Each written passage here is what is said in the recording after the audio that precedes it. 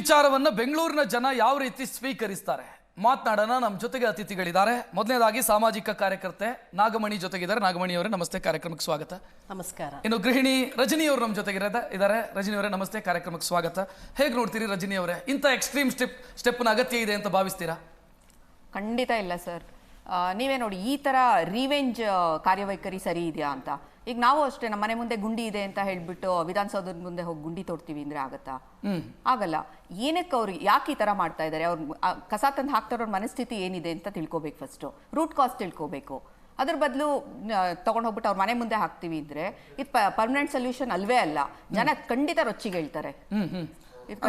ಏನ್ ಮಾಡಬಹುದು? ಮತ್ತೆ ನಾಗರಿಕ ಪ್ರಜ್ಞೆಯನ್ನು ಕಲಿಸಬೇಕು ಅಂತಾದ್ರೆ ಈ ರೀತಿಯ ಸ್ಟೆಪ್ ಅಗತ್ಯ ಇಲ್ಲ ಅಂತಂದ್ರೆ ಏನ್ ಮಾಡೋದಕ್ಕೆ ಸಾಧ್ಯ ಇದೆ? ಅದೇ ಸಮಸ್ಯೆಗಳು ಎಲ್ಲಿದೆ ಅಂತ ತಿಳ್ಕೊಬೇಕು. ಏನಕ್ಕೆ ಜನ ತಂದು ರೋಡಿಗೆ ಹಾಕ್ತಾ, ಡೋರ್ ಟು ಡೋರ್ ಕಲೆಕ್ಷನ್ ಇದೆ ಅಲ್ವಾ, ಇದ್ರೂ ಏನಕ್ಕೆ ತಂದು ಹಾಕ್ತಾ ಇದ್ದಾರೆ ಅದನ್ನ ಫಸ್ಟ್ ಹೋಗಿ ತಿಳ್ಕೊಳ್ಳಿ. ಅವರು ತುಂಬಾ ಪ್ರಾಬ್ಲಮ್ಸ್ ಇದೆ ತುಂಬಾ ಜನಕ್ಕೆ. ಯಾಕಂದ್ರೆ ಈಗ ಏನ್ ಹೇಳ್ತಾರೆ, ಇಂಡಿಪೆಂಡೆಂಟ್ ಹೌಸಸ್ ಒಂದೇ ಅಲ್ಲ, ಅಪಾರ್ಟ್ಮೆಂಟ್ಸ್ ಇದೆ ಅಥವಾ ಕೆಲವು ಕಡೆ ಒಂದ್ರ ಮೇಲೆ ಒಂದು. ಆ ಜನಕ್ಕೆ ಅಷ್ಟು ಪೇಷನ್ಸೇ ಇರಲ್ಲ ಬಂದು ಕೆಳಗೆ ಕೊಡೋಣ ಅಂತ. ಅವ್ರ ಆಫೀಸ್ಗಳಿಗೆ ಹೋಗ್ತಾ ತಗೊಂಡೋಗಿ ಡಂಪ್ ಮಾಡ್ಬಿಟ್ಟು ಹೋಗ್ತಾರೆ. ಆಮೇಲೆ ಎಲ್ಲೋ ಒಂದು ಚೂರ್ ಕಸ ಇದೆ ಇದ್ರೆ ಅಲ್ಲೇ ಹೋಗಿ ಡಂಪ್ ಮಾಡ್ತಾನೆ ಇರ್ತಾರೆ. ರಾತ್ರಿ ಹೊತ್ತು ಬಂದು ನೈಟ್ ಶಿಫ್ಟ್ ಅಲ್ಲಿ ಅಧಿಕಾರಿ ಮಾತನಾಡಿದ್ದನ್ನು ಗಮನಿಸಿದ್ರಿ? ಹೌದು. ಮನೆಯನ್ನ ನೀಟಾಗಿ ಇಟ್ಕೊಳ್ತೀವಿ ನಾವು, ರಸ್ತೆಯನ್ನ ನೀಟಾಗಿ ಇಟ್ಕೊಳ್ಳಲ್ಲ ಅಂತಂದ್ರೆ ಏನರ್ಥ? ಅದೇ ಈ ಪ್ರಜ್ಞೆ ನಾಗರಿಕರಿಗೆ ಇರ್ಬೇಕಲ್ವಾ ಅಂತ. ಹೌದು. ಏನಕ್ಕೆ ಅವ್ರಿಗಿಲ್ಲ ಅನ್ನೋದನ್ನ ಹೋಗಿ ಕಂಡಿಟ್ಕೊಳ್ಳಿ. ಏನ್ ಪ್ರಾಬ್ಲಮ್ ಆಗ್ತಾ ಇದೆ ಅವ್ರಿಗೆ. ನಾವು ಡೋರ್ ಟು ಡೋರ್ ಬಂದಾಗ್ಲೂ ನೀವು ಕೊಡ್ತಿಲ್ಲ ಅಂದ್ರೆ ಏನ್ ನಿಮ್ ಪ್ರಾಬ್ಲಮ್? ಸರ್ವೆ ಮಾಡ್ಲಿ, ಅದನ್ನ ತಿಳ್ಕೊಳ್ಳಿ, ಅದಕ್ಕೆ ಪರಿಹಾರ ಕಂಡಿಡೀಲಿ. ಅದ್ರ ಬದಲು ಈ ತರ ಹೋಗ್ಬಿಟ್ಟು ಸೇಡ್ ತೀರಿಸ್ಕೊಳ್ಳೋದಲ್ಲ. ಅವ್ರೊಂದು ಮಾಡಿದ್ರೆ ಜನನೂ ಹೋಗ್ತಾರೆ, ಇನ್ನೊಂದು ಮಾಡ್ತಾರೆ. ನಮ್ಗೆ ಯಾಕಂದ್ರೆ ನಮ್ಗೆ ಸರ್ಕಾರದಿಂದ ನಮ್ಗೆಲ್ಲಾ ವ್ಯವಸ್ಥೆಗಳು ಸಿಗ್ತಾ ಇಲ್ಲ. ನಮಗೂ ತುಂಬಾನೇ ಪ್ರಾಬ್ಲಮ್ಸ್ ಇದೆ. ನಾವು ಆ ತರ ಸೇಡ್ ತೀರಿಸ್ಕೊಂಡು ಹೋಗಕ್ಕಾಗತ್ತಾ? ಖಂಡಿತ ಇಲ್ಲ. ಸಮಸ್ಯೆ ಏನಿದೆ ಅನ್ನೋದು ಮಾತಾಡೋಣ. ನಾಗಮಣಿ ಅವರು, ತಾವು ಯಾವ ರೀತಿ ನೋಡ್ತೀರಿ ಇದನ್ನ? ಈಗ BBMP ಅಧಿಕಾರಿಗಳಿಗೆ ಒಂದು ಸೀಮಿತ ಅಲ್ಲ, ನಾಗರಿಕ ಸುಸಂಸ್ಕೃತ ಸಮಾಜದಲ್ಲಿ ನಾವು ಬದುಕುತ್ತಿರ್ಬೇಕಾದ್ರೆ ನಮ್ಮ ದೇಹ ಆಗಿರ್ಬೋದು ಎಷ್ಟು ಸ್ವಚ್ಛವಾಗಿ ಇಟ್ಕೊಂಡಿರ್ತೀವಿ, ನಮ್ಮ ಮನೆ ಎಷ್ಟು ಸ್ವಚ್ಛವಾಗಿರ್ತೀವಿ ಇಟ್ಕೊಂಡಿರ್ತೀವಿ, ನಾವು ನಡೆದಾಡುವ ರೋಡು ಸಹ ನಾವು ಸ್ವಚ್ಛವಾಗಿ ಇಟ್ಕೊಂಡಿರ್ಬೇಕಾಗತ್ತ ಪರಿಸ್ಥಿತಿನಲ್ಲಿ ನಾವಿದ್ದೀವಿ. ಈಗ ಕಸ ತಗೊಂಡು ಬಂದು ರೋಡಲ್ಲಿ ಹಾಕ್ತಾರೆ, ಅಲ್ಲಿ ಅದು ಕಸದಲ್ಲಿ ಏನೇನಿರುತ್ತೆ ಅಂತಾನೂ ಸಹ ಗೊತ್ತಿರಲ್ಲ. ಆ ಪೌರ ಕಾರ್ಮಿಕರು ಅದನ್ನ ತೆಗಿಬೇಕಾದ್ರೆ ಅದ್ರಲ್ಲಿ ಬ್ಲೇಡ್ ಇರುತ್ತೋ, ಚಾಕು ಇರುತ್ತೋ, ಮತ್ತೆ ಎಲ್ಲ ತರದ್ದು ವೇಸ್ಟ್ ಮೆಟೀರಿಯಲ್ಸ್ ಇರುತ್ತೆ. ಸೊ ಅದರಿಂದ ಎಲ್ಲ ಕಲುಷಿತ ಆಗುತ್ತೆ. ಈಗ ಇತ್ತೀಚೆಗೆ ಬೆಂಗಳೂರಲ್ಲಿ ನೀವೇ ನೋಡ್ತಿರ್ಬೇಕಾದ್ರೆ ಒಂದು 6 ತಿಂಗಳಿಂದ ಗಿಜಿ ಅಂತ ಮಳೆ ಬೀಳ್ತಾ ಇದೆ. ಆಮೇಲೆ ರಸ್ತೆಗಳಲ್ಲಿ 2 ವೀಲರ್ಸು ಸಹ ಓಡಾಡ್ತಿರ್ತಾರೆ, ಅಲ್ಲಿ ಜಾರಿ ಆಕ್ಸಿಡೆಂಟ್ಗಳಾಗುವ ಸಮಸ್ಯೆಗಳು ಇರುತ್ತೆ. ಸೊ ಇದನ್ನ ನಾವೀಗ BBMP ಅಧಿಕಾರಿಗಳಿಗೆ ಸಂಬಂಧಪಟ್ಟಿರೋದಲ್ಲ, ರಾಜಕಾರಣಿಗಳಿಗೆ ಸಂಬಂಧಪಟ್ಟಿರೋದಲ್ಲ, ಸುಸಂಸ್ಕೃತ ಸಮಾಜದಲ್ಲಿ ನಾವು ಬದುಕ್ತಿರ್ತಕ್ಕಂಥ ಸಮಾಜದಲ್ಲಿ ಪ್ರತಿಯೊಬ್ಬ ನಾಗರಿಕನ ಕರ್ತವ್ಯವಾಗಿದೆ ಇದು. ನಾವು ಏನು ಸೆಗ್ರಿಗೇಟ್ ಮಾಡಬೇಕು ಅದನ್ನ, ಡ್ರೈ ವೇಸ್ಟು ಮತ್ತೆ ವೆಟ್ ವೇಸ್ಟು, ಮತ್ತೆ ಇವಾಗ ನಾವು ರೈತರಿಂದ ನಾವೀಗ ಕಸದಿಂದ ರಸ ಅಂತ ನಾವು ಹೇಳ್ತಾ ಇದ್ದೀವಿ. ಕಸದಿಂದ ನಾವು ಯಾಕೆ ಬೇರೆ ತರದ್ದು ನಾವು ಮಾಡಬಾರ್ದು ಅನ್ನೋದು. ಈಗ ನಾವು ರೈತರಿಗೆ ನಾವು ಗೊಬ್ಬರ ಆಗಿ ಪರಿಣಮಿಸ್ಬಿಡ್ಬೋದು. ಅದರ ನಿಟ್ಟಿನಲ್ಲಿ ನಮ್ಮ BBMP ಅಧಿಕಾರಿಗಳು ಸಹ ಅದನ್ನ ಯೋಚನೆ ಮಾಡಬೇಕಾದ ಅನಿವಾರ್ಯತೆ ಇದೆ. ಅದು ಹಾಕ್ತಿದೆ. ಅದು ಒಂದ್ ರೀತಿನಲ್ಲಿ ಆದ್ರೆ ಇದು ಹಾಕ್ತಿದಾರಲ್ಲ, ಈಗ ನಾನು ಅದನ್ನ ಅಪೋಸ್ ಮಾಡ್ತೀನಿ. ಇವಾಗ ಏನು ಅಧಿಕಾರಿಗಳು ಆಕ್ಷನ್ ತಗೊಂಡಿದ್ದಾರೆ ಅದನ್ನ ನಾನು ಸ್ವಾಗತ ಮಾಡ್ತಿದ್ದೀನಿ. ಈಗ ಖಂಡಿತವಾಗಿ ರಜನಿ ಅವರು ಮಾತನಾಡಿದ್ದನ್ನು ಕೇಳಿದ್ರಿ ನೀವು. ಎಕ್ಸ್ಟ್ರೀಮ್ ಸ್ಟೆಪ್ ನ ಅಗತ್ಯ ಇಲ್ಲ, ಎಲ್ಲಿ ಸಮಸ್ಯೆ ಇದೆಯಾ ಅದನ್ನು ಹುಡುಕಬೇಕಿತ್ತು. ಅದನ್ನ ಬಿಟ್ಟು ಈ ರೀತಿ ಮನೆಗೆ ತಂದು ಕಸ ಸುರಿತೀವಿ ಅಂತಂದ್ರೆ ಜನ ಏನು ಮಾಡಬೇಕು ಅಂತ. ಈಗ ನಾನು ಒಂದು ಹೇಳಕ್ ಇಷ್ಟಪಡ್ತಿರೋದು ಅಂತಂದ್ರೆ, ಒಂದು ಸಾರಿ ಅಟ್ಲೀಸ್ಟ್ ಯಾರಿಗಾದ್ರೂ ಒಬ್ಬರಿಗೆ ಯಾವುದೇ ಒಂದು ಏನೇ ಕಾರ್ಯಕ್ರಮ ನಡೆದಾಗ ಒಬ್ಬರಿಗೆ ಒಂದು ಪನಿಷ್ಮೆಂಟ್ ಆದ್ರೆ ಜನಗಳು ಎಚ್ಚೆತ್ಕೊಳ್ತಾರೆ ಅನ್ನೋದು ಒಂದು. ಜನಗಳು ಎಚ್ಚೆತ್ಕೊಳ್ತಾರೆ.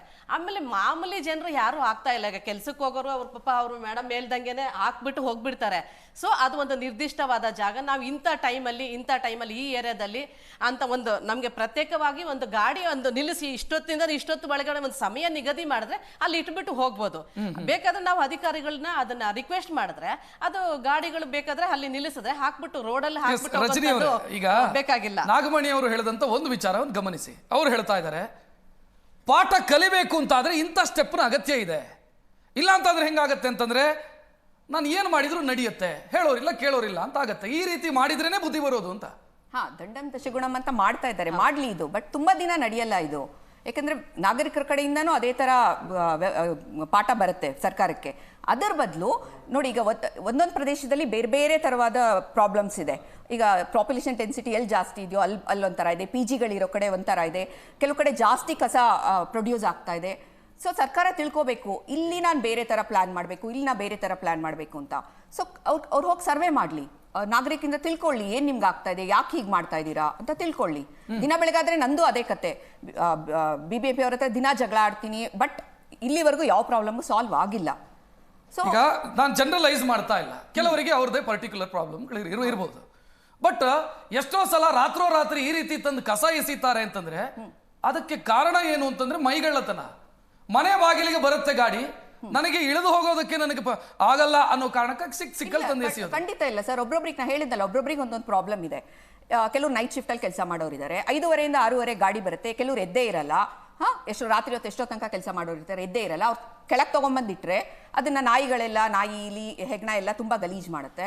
ಸೊ ಇದೆಲ್ಲ ಮಾಡ್ಬೇಕಂದ್ರೆ ಅವ್ರು ಏನ್ ಮಾಡ್ತಾರೆ, ಸೊ ಹೋಗ್ಲಿ ಒಂದು ಹತ್ರದಲ್ಲಿ ಒಂದು ಡಸ್ಟ್ಬಿನ್ ಇಡ್ಲಿ. ಇದು ಬರುತ್ತೆ, ಕಸ ಕಿಯೋಸ್ಕ್ ಬರ್ತಿದೆಯಲ್ಲ, ಅದು ಒಳ್ಳೆ ಇದು ಆಕ್ಷನ್ ಅಂತ ಅನ್ಸುತ್ತೆ. ಅದ್ ಮಾಡ್ಲಿ. ಅವ್ರಿಗೆ ಯಾವಾಗ ಟೈಮ್ ಇರುತ್ತೋ ನೆಲದಲ್ಲಿ ಬಿಸಾಕೋದ್ ಬದಲು ಅಟ್ಲೀಸ್ಟ್ ತಗೊಳ್ಳೋ ಕಿಯೋಸ್ಕಿ ಕೊಡ್ತಾರಲ್ವಾ, ಕರೆಕ್ಟ್ ಅಲ್ವಾ?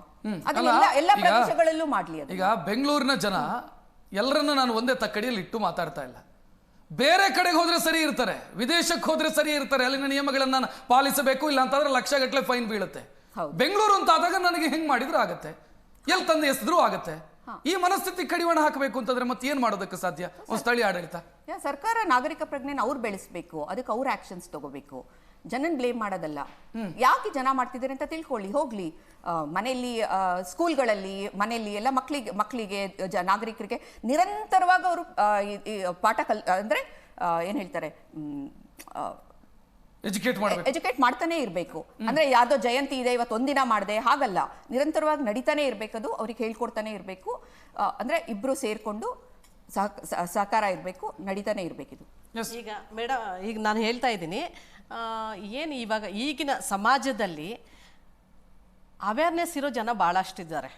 ಅವೇರ್ನೆಸ್ ಇಲ್ಲದೆ ಇರೋರು ಆಲ್ಮೋಸ್ಟ್ ಸುಸಂಸ್ಕೃತ ಜನರೇ ಮಾಡ್ತಾ ಇದ್ದಾರೆ ಇದನ್ನ. ಎಜುಕೇಟೆಡ್ ಪೀಪಲ್ಸ್ ಮಾಡ್ತಾ ಇದ್ದಾರೆ. ಅದು ತಪ್ಪಲ್ವಾ? ನಮ್ಮ ಮನೇನ ಎಷ್ಟು ಸ್ವಚ್ಛವಾಗಿ ಇಟ್ಕೊಂಡಿರ್ತೀವಲ್ವಾ? ಸೊ ಅದಕ್ಕೆ ಒಂದು ನಿರ್ದಿಷ್ಟವಾದ ಜಾಗದಲ್ಲಿ ಒಂದು ಅಡುಗೆ ಮನೆ ಆಗಿರ್ಬೋದು, ಎಲ್ಲಿ ಮಲಗಬೇಕು, ಎಲ್ಲಿ ತಿನ್ಬೇಕು, ಒಂದು ಸಿಸ್ಟಮೆಟಿಕ್ ಆಗಿದೆ. ಆ ಕಸನ ಎಲ್ಲಿಡಬೇಕು ಅಂತ ಒಂದು ಕಾಮನ್ ಸೆನ್ಸ್ ಜನಗಳಿಗೂ ಒಂದು ಅರ್ಥ ಆಗಲ್ಲ ಅಂತಂದ್ರೆ ಇನ್ನೇನ್ ಮಾಡ್ಬೇಕು ನಾವು? ಈಗ ಪಕ್ಕದ ದೇಶ ಶ್ರೀಲಂಕಾದಲ್ಲಿ ನೀವು ನೋಡಿದಿರೋ ಇಲ್ವೋ ಗೊತ್ತಿಲ್ಲ, ಅಷ್ಟು ಸಣ್ಣ ಜಾಗ ಆದ್ರೂ ಅಂತ ಎಜುಕೇಟೆಡ್ ಪೀಪಲ್ಸ್ ಇಲ್ಲ ಅಂದ್ರೂ ಎಷ್ಟು ಸ್ವಚ್ಛವಾಗಿದೆ. ಒಂದ್ಸಾರಿ ನೀವು ವಿಸಿಟ್ ಮಾಡಿ ನೋಡಿ. ಈಗ ಬೆಂಗಳೂರಲ್ಲಿ ಎಲ್ಲಾ ಕಂಟ್ರೀಸಿಂದಾನು ಬಂದಿದ್ದಾರೆ, ಎಲ್ಲಾ ಬೇರೆ ಬೇರೆ ರಾಜ್ಯಗಳಿಂದಾನು ಜನ ಬಂದಿದ್ದಾರೆ. ಭಾಷೆನೂ ಗೊತ್ತಿರಲ್ಲ, ಏನೂ ಗೊತ್ತಿರಲ್ಲ ಅವ್ರಿಗೆ. ಅಟ್ಲೀಸ್ಟ್ ಅವ್ರಿಗೆ ಆ ಏರಿಯಾದಲ್ಲಿ ಇರ್ತಕ್ಕಂಥ ಅಪಾರ್ಟ್ಮೆಂಟರ್ ಆಗಿರ್ಬೋದು, ಅವ್ರ ಜವಾಬ್ದಾರಿ ತಗೊಂಡ್ಲಿ, ಅವರು ಒಂದು ಅವೇರ್ನೆಸ್ ಮಾಡ್ಬೋದಲ್ವಾ? ಅಲ್ಲೇ ಒಂದು ನಿಯಮಿತವಾಗಿ ಇವಾಗ ಒಬ್ರು ಅಧ್ಯಕ್ಷನ್ ಮಾಡ್ಕೊಂಡಿರ್ತಾರೆ, ಅಪಾರ್ಟ್ಮೆಂಟ್ಗಳಲ್ಲಿ ಇರ್ತಾರೆ, ಅಲ್ಲೇ ಇದು ಮಾಡ್ಕೋಬಹುದು. ಒಂದು ಏರಿಯಾ ವೈಸು, ರೋಡ್ ವೈಸು ಯಾರನ್ನಾದ್ರೂ ಒಬ್ರು ನಿಯಮಿತವಾಗಿ ನೇಮಕ ಮಾಡ್ಲಿ ಅಲ್ವಾ? ಒಂದು ಜವಾಬ್ದಾರಿ ಕೊಟ್ರೆ ಖಂಡಿತವಾಗ್ಲೂ ಬೆಂಗಳೂರು ಪಾಯಿಂಟ್ ರೈಸ್ ಮಾಡಿದ್ರು. ಈ ರೀತಿ ಆಗೋದಕ್ಕೆ ಜನರ ಮನಸ್ಥಿತಿಗಿಂತಲೂ ಹೆಚ್ಚಾಗಿ ವ್ಯವಸ್ಥೆಯ ಸಮಸ್ಯೆಯೂ ಕೂಡ ಕಾರಣ ಇದೆ ಅಂತ. ಯಾಕಂತಂದ್ರೆ ನಮ್ಮ ಏರಿಯಾದಲ್ಲಿ 2 ದಿನಕ್ಕೊಮ್ಮೆ ಬರ್ತಾರೆ, ಕಸ ಇಟ್ಕೊಂಡು ಮನೆಯಲ್ಲಿ, ಅದು ಯಾವ ಸಮಯಕ್ಕೆ ಬರ್ತಾರೆ ಅಂತ ಗೊತ್ತಿಲ್ಲ. ಕಸ ಇಟ್ಕೊಂಡು ಮನೇಲಿ ಇಟ್ಕೊಂಡು ಕೂರೋದಕ್ಕಾಗಲ್ಲ, ಕಸ ತಿನ್ನೋದಕ್ಕಾಗಲ್ಲ, ಏನು ಮಾಡ್ಲಿ? ಅದಕ್ಕೆ ಇವಾಗ ವ್ಯವಸ್ಥಿತವಾಗಿ ಒಂದು ಗಾಡಿನಲ್ಲಿ, ರೋಡ್ಗಳಲ್ಲಿ ಗಾಡಿ ವ್ಯವಸ್ಥೆ ಮಾಡ್ಕೊಡ್ಲಿ ಅಂತ ಕಮಿಷನರ್ಗೆ ಒಂದು ರಿಕ್ವೆಸ್ಟ್ ಮಾಡಿದ್ರೆ ಅದನ್ನು ಮಾಡಿದ್ರೆ ನಾನು ಮನೆಗೆ ತಂದು ಕಸ ಸುರಿತೀನಿ ಅಂತಂದ್ರೆ ಏನ್ ಹೇಳ್ಬೇಕು? ಇಲ್ಲ, ಈಗ ಮಾಡಿದ್ದಾರೆ. ಅಟ್ಲೀಸ್ಟ್ 1-2-3 ಜನಕ್ಕೆ ಒಂದು ಪನಿಷ್ಮೆಂಟ್ ಆದ್ರೆ ಅಟ್ಲೀಸ್ಟ್ ಭಯ ಭಕ್ತಿಯಿಂದ ಆದ್ರೂ ನಾಡ್ಕೋತಾರೆ. 2-3 ಜನನು ಇದೇ ವ್ಯಾಪ್ತಿಗೆ ಬರ್ತಾರಲ್ಲ. ಈಗ ಮನೇಲಿ ಕಸ ಇಟ್ಕೊಳ್ಳಕ್ ಆಗದೆ ಎಲ್ಲಿಗೋ ತಂದು ಸುರಿದಿದ್ದಾರೆ ಅಂತ ಅವ್ರ ಮನೆಗೆ ತಂದ ಕಸ ಎಸಿತೀವಿ ಅಂತಂದ್ರೆ ನೀವು ಸಮಸ್ಯೆಯ ಮೂಲವನ್ನು ಹುಡುಕಲ್ಲ ಅಂತ ಹೇಳೋದವ್ರು. ಅಲ್ಲ, ಈಗ ನೀವೇನ್ ಹೇಳ್ತಿದ್ದಾರೆ ಅಂದ್ರೆ ತಪ್ಪು ಮಾಡಿದವ್ರಿಗೆ ಪನಿಷ್ಮೆಂಟ್ ಆಗ್ಲೇಬಾರ್ದು, ಏನ್ ಕೊಲೆ ಮಾಡಿದವ್ರಿಗೆ ಶಿಕ್ಷೆ ಆಗ್ಲೇಬಾರ್ದು. ಅವ್ರನ್ನ ಪನಿಷ್ಮೆಂಟ್ ಇಲ್ಲದೆ ನಾವು ಮಾಡ್ಕೊಳಕ್ ಆಗುತ್ತಾ? ತಪ್ಪು ಮಾಡಬೇಡಿ ಅಂತಾನು ಹೇಳ್ಬೇಕು ಮೇಡಮ್. ಆಮೇಲೆ ನಮ್ಗೆ ಪ್ರತಿಯೊಬ್ಬರ ನಾಗರಿಕ ಸಮಾಜದಲ್ಲಿ ಮಕ್ಕಳಿಗೂ ನಾವು ಅವೇರ್ನೆಸ್ ಮಾಡ್ಬೇಕು. ದೊಡ್ಡವರಾಗಿ ನಾವು ಜವಾಬ್ದಾರಿಯುತವಾಗಿ ನಡ್ಕೊಂಡಿರೋರು ಮಕ್ಕಳಿಗೂ ನಾವು ಅಷ್ಟೇನೆ ಈ ವಸ್ತುನ ಎಲ್ಲಿ ಹಾಕ್ಬೇಕು, ಈ ವಸ್ತುನ ಎಲ್ಲಿ ಹಾಕ್ಬೇಕು, ಸೆಪರೇಟ್ ಸೆಗ್ರಿಗೇಟ್ ಮಾಡ್ಲಿ. ಸೆಗ್ರಿಗೇಟ್ ಮಾಡಿದ್ರೆ ನಮ್ಮ ಬೆಂಗಳೂರು ಸ್ವಚ್ಛವಾಗಿರುತ್ತೆ, ಅಧಿಕಾರಿಗಳಿಗೂ ನಾವು ಸ್ಪಂದಿಸ್ದಂಗ ಆಗತ್ತೆ, ಮತ್ತೆ ಅವ್ರಿಗೆ ನಾವು ಇನ್ನೂ ಎಕ್ಸಸ್ ಬೇಕು ಅಂತ ನಾವು ಡಿಮ್ಯಾಂಡ್ ಮಾಡೋಣ. ಆ ಡಿಮ್ಯಾಂಡ್ ಮಾಡಿದ್ರೆ ನಾವು ಅದನ್ನ ಸಕ್ಸಸ್ ಮಾಡೋದ್ರಲ್ಲಿ ಖಂಡಿತವಾಗ್ಲೂ ಆಗುತ್ತೆ.